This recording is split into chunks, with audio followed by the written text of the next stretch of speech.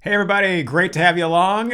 We are creeping up on Valentine's Day, as you may or may not know. If you're single like me, Valentine's Day may not mean a whole heck of a lot to you, so I thought we would do something a little bit different, maybe get everybody in a little romantic mood, but tell you a great story that I think you'll appreciate as we get close to Valentine's Day. Thanks again for joining us. I'm Bill from BillOnTheRoad.com, and I love telling great stories and getting to introduce you to people that maybe you haven't heard about, and maybe you have. I assume many people have heard about the guest that we're going to have on tonight. And just a real quick little backdrop here.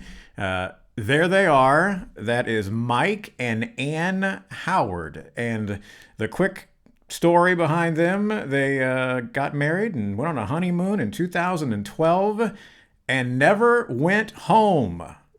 I think that probably frightens a lot of people, but they seem to be enjoying it. Let's jump on and join them. They are coming to us, not from their RV where they live, but they're in somewhere outside of Death Valley, I think. Isn't that what you said? Yeah, That is. We have a yeah. 3-day trade show, and we had to be in separate rooms in a 104 square foot camper. Just wasn't going to cut it in the Tethering desert. internet from a cell phone and, showering out of a sink. We just try and class it up sometimes when you have to. We rarely cry and pull into the hotel part, but this is one. Well, you have a website, honeytrek.com. I know you do a lot on social media. I know you were in a popular Microsoft commercial not too long ago. So you guys have been at this for a while, 9 years. I guess this year will be 9 years. And so just real quick, tell people exactly what it is that you do. I mentioned the fact, obviously, that you went on your honeymoon and you haven't come home, and maybe fill people in a little bit on what you do.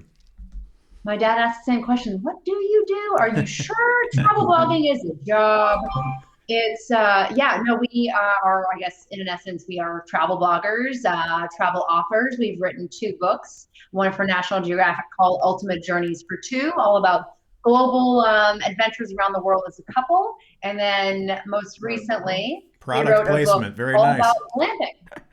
And that's part of the reason we bought this crazy camper as it's from 1985, little Toyota that motored us around 78,000 miles around the continent to find the best glamping destinations in North America. And yeah, so we love to share kind of unconventional stories and unique adventures. And for us, we're like, oh, we're on the world's longest honeymoon, but we like to blow up the idea of like a honeymoon is like, let's just go flop on a beach somewhere and look in each other's eyes while getting a tan, but instead like go out there, have life experiences, meet locals, and make your own unique memories. Yeah, and I mean, and I can relate when you mention people think that travel writing or blogging or whatever, they'll say, is that really a thing? Do you? And it is a thing. Although, and you'll probably hear this a lot too, is that people just think you're constantly on vacation. Do you get that a lot? Oh, you're just always on vacation. Especially when they look at your Instagram or your Facebook and you're, promoting a destination and you're showing these fun activities, because you're not going to promote the work here in a hotel room, doing a 3-day trade show. You're going to show the fun stuff. So our family is definitely like, do you ever work? But then when you come to our house, you're always working. We're like, yes, this is what you don't see on camera is just nonstop, work. All good fun though. Yeah. My father used to tell all of his friends, "Bill's on vacation again." But I took him on a trip once, and he quickly realized it's not always a vacation. I have a few questions I want to throw at you. We had some questions that came in from listeners, and hopefully I don't ask things that most people ask. But let's just go ahead and start with that, since you do, and let's show some pictures. You sent over quite a few photos. We showed that one there. You guys are there, and you call your RV Buddy, right? Buddy the camper.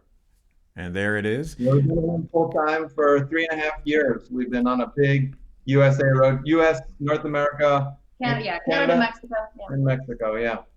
What is the most frequently asked question that people have for you when they find out that you're just driving around the country in an RV? You must really like each other because that thing looks small and rickety. Uh, and we do like each other enough because, we haven't been no real attempted murders. And yeah, but hey, to each his own.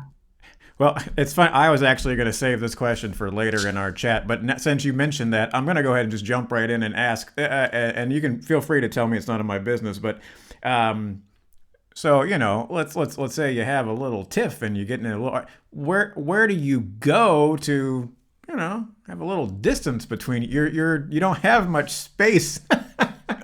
We've never really discussed this. We do have one answer to that question, which is that we hike in separate directions out in the woods, and It tends to work. we do like that.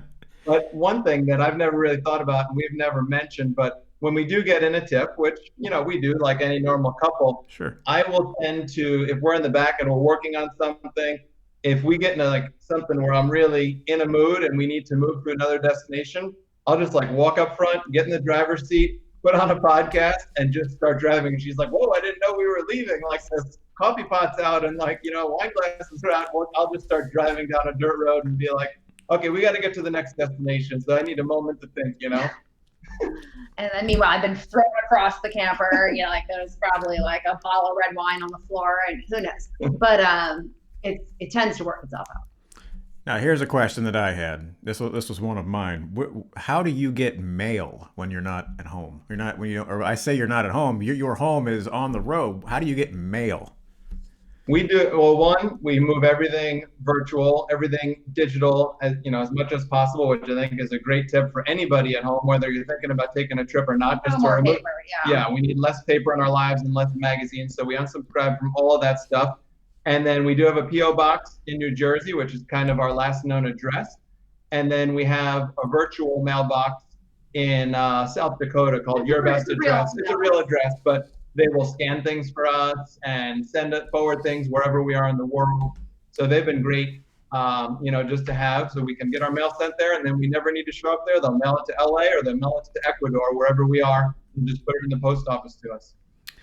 Now we're looking at this view. I don't know where you are. Clearly there are mountains there, but it's a beautiful view. I'm curious, how do you plan your trips? How far in advance do you plan your travels, or is it just, hey, let's go here for a few days and let's just see where the road takes us? How does that work for you? I mean, when we're starting this honeymoon, which is going to be a year long, even planning a year, that's a long time. And you just can't plan to the T. You can't, and because then you're busy planning all the time versus out there enjoying. So we kind of like let go a bit to say, hey, we're going to sketch out a few things. These are the things we definitely want to do. And this is vaguely we need to be someplace by.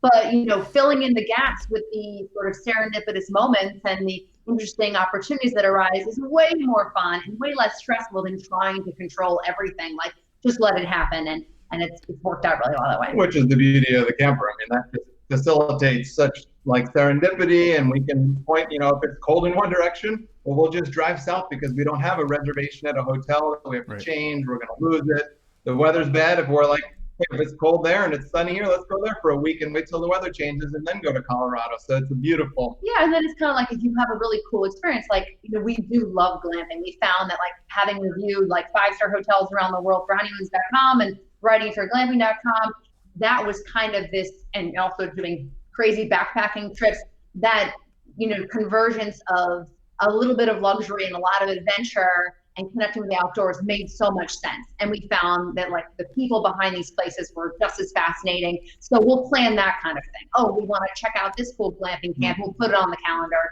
but we're not going to like talk about it every day until then.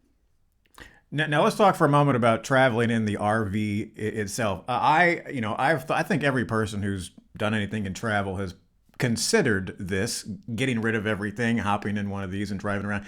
For me, number one, I travel solo. I think that might get lonely being out there constantly on the road. But the thing that would bother me is I am not mechanically inclined at all. If something happened with the doorknob, for God's sakes, I would be in a panic. So do you, Mike and Ant, do you know how to fix these? Do you have a particular service that you use when things happen? How does that work?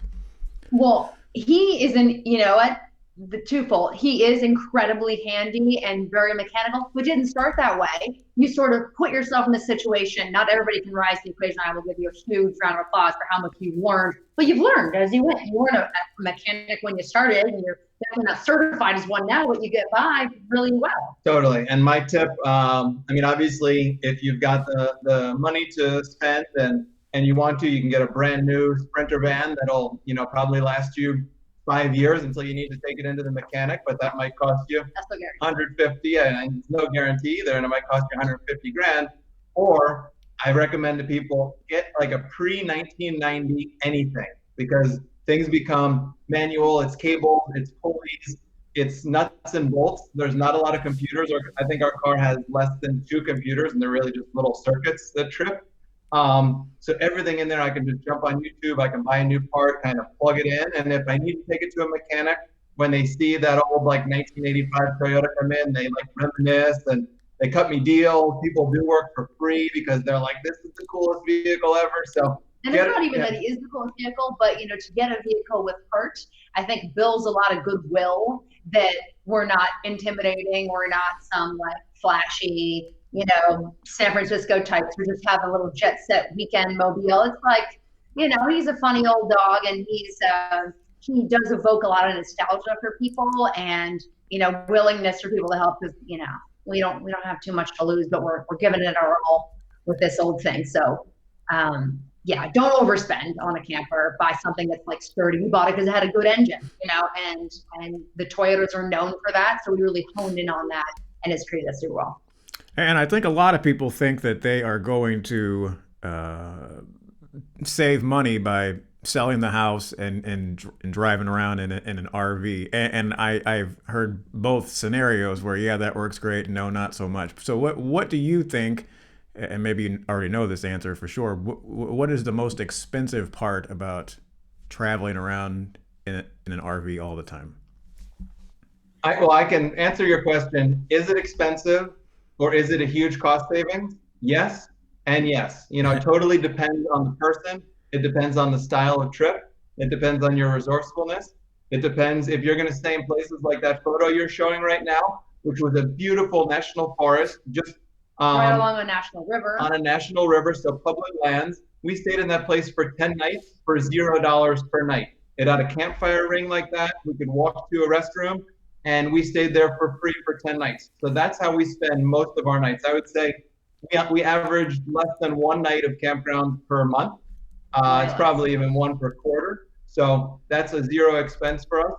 Like we said with the camper, we fixed it, but even when we need to pay for it, the repairs aren't that much. Our biggest, well, the reason we're able to do that is that camper is on solar. So it was, about $1,000 to install a whole, solar panel battery system, but it's allowed us to be off grid the entire time. I don't want to be in a camper and plugged in next to a bunch of people anyway. So for us on a cost savings level, an environmental level of using the sun, and also just the freedom to be out into the wilderness, that it just made so much sense to get solar. So that's like, how we keep it affordable. The biggest expense for us, which is a very easy one to cut down, is gas. We don't like using a lot of gas anyway for environmental reasons, but we do move a lot for work and for different projects. But if you move slow and do, 5 or 10 days in a place and drive 50 miles, 100 miles and get some new scenery, then your cost can easily, living in a camper like ours, full time for the year, can easily be under $1,000 a month. And I'm looking there at the campfire, and do you get tired of like cooking meals around the fire, and do you miss like not having a kitchen? You know how classy we are? Are you kidding me? I have a 4-burner stove and an oven in that 80s camper. A gas stove. So we got a cook fridge. outside just for fun. I'd say every couple of weeks. If it's summer and it's fabulous, we'll cook out more. But in the winter, we're not really cooking outside.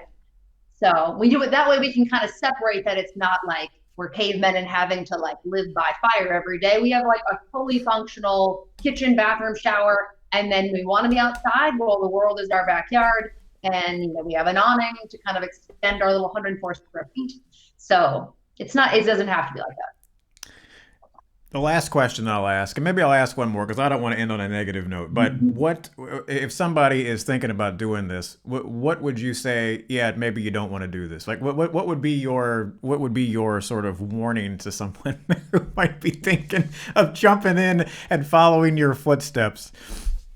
I think expect things are going to go wrong and treat each little bump in the road as a new adventure, because you can't control things sometimes, and that's okay. This is an adventure. Remember, you go out there to like have new experiences, and sometimes those are breakdowns. And we have mechanics that are now we consider dear friends all around the country.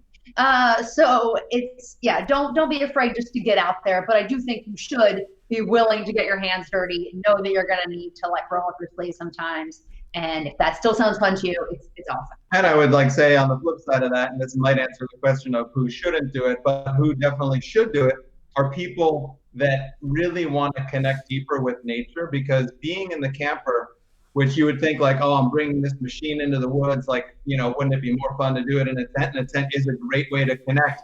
But we see so many different landscapes, so many different animals, flora, fauna, waterfalls. Like, we really connect with nature because we can drive in there and not just go in for a day trip and hike and then drive home to like the Holiday Inn or the Motel 6. Like, we drive down some 40, 50 mile dirt roads that no one else is on, and then we live there for a week and like really get deep into nature. So if you don't love nature, then RVing probably isn't the best thing. I mean, for you. there's so many wonderful little towns in America too. It's all about being on the back roads, really. Like we just drove the length of Route 66, like Chicago to LA, and pumping along for 2,400 miles. And there's so much wonderful America to be seen in if you take the scenic highways and byways and get off the highways. Yeah, I completely agree. I preach that all the time. Before we go, this is my hometown of St. Louis, and there you are. There's the RV. Now, I know this. I've been in St. Louis for like 30 years, so maybe more than that. I know that is you are not allowed to park there. So how did you manage to? Out there. We do a lot of them. I'm running around the corner. You got a tag team. This is the beauty of couples travel. And when I saw that photo on your Instagram page, I thought, now how in the heck did they manage to park there without somebody coming out and tried to call the building authority on us, didn't you? Screaming at them, yeah.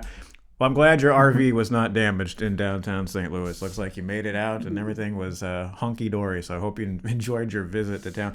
Well, this was fun. So for folks who want to follow you and your travels, your website, there it is, honeytrek.com. And you mentioned Route 66. I saw some of your photos the last couple of days. Those are great, and you guys do a great storytelling. And this is so much fun. If people have questions that they want to ask you, do you interact with folks on your own social media and stuff? Absolutely, yeah. We're very active on Instagram. Instagram, YouTube, Twitter, Facebook, Pinterest, wherever you are, just ping us, follow us, ask us questions. We just put together like a big RV video, kind of our everything you need to know, especially for beginning RVers, how to go out there and have adventures. So that's on our YouTube channel. And for anybody that loves travel, if you want international inspiration during this crazy pandemic, Ultimate Journeys for Two is our Nat Geo book. To give to your partner, hey? Yeah, exactly. As Valentine's coming up, that might be a nice gift. And then if you're into glamping and getting out in the woods, Comfortably Wild, both of those books are up on Amazon or Books A Million or wherever, Barnes & Nobles. So check them out. We'd love your support. All right.